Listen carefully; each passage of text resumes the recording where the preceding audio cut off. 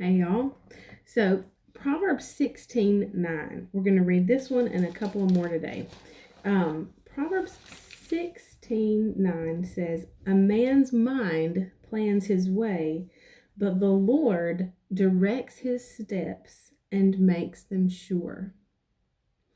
A man's mind plans his way, but the Lord directs his steps and makes them sure.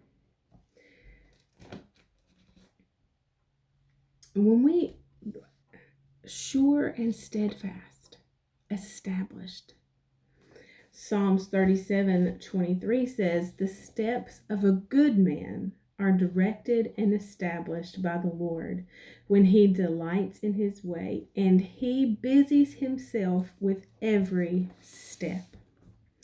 The King James says, "The steps of a good man are ordered by the Lord." The Amplified says, "directed."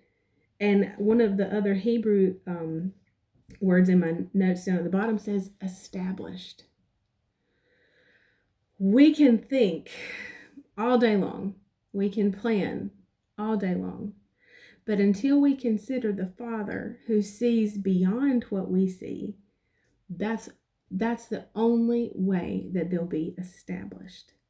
I want my steps established.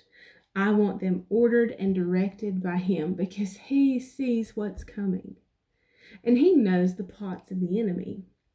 Again, we have these two systems of operation, this flesh nature, which is sinful nature, man without God, ungodly.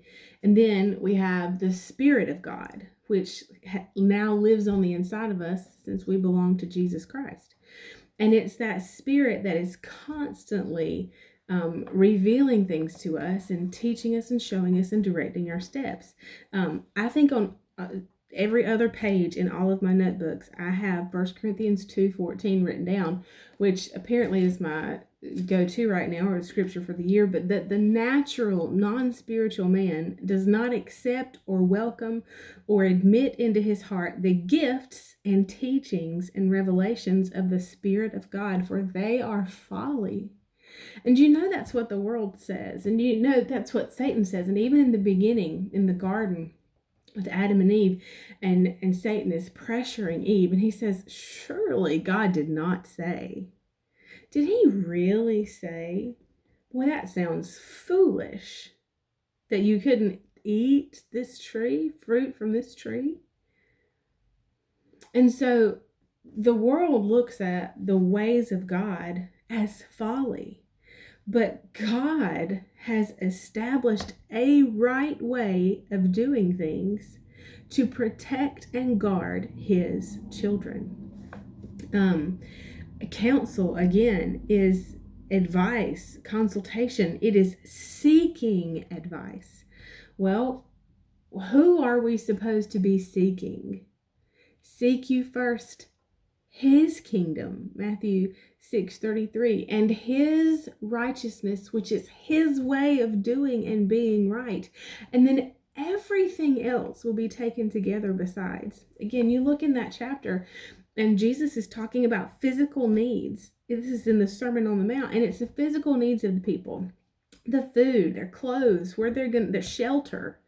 And He says, seek God's way of doing it. Seek His way of doing and being right. And I love Psalm 37:23 in the Amplified version. And I'll explain it now. It says, the steps of a good man are directed and established by the Lord when he delights in his way. And he busies himself with every step.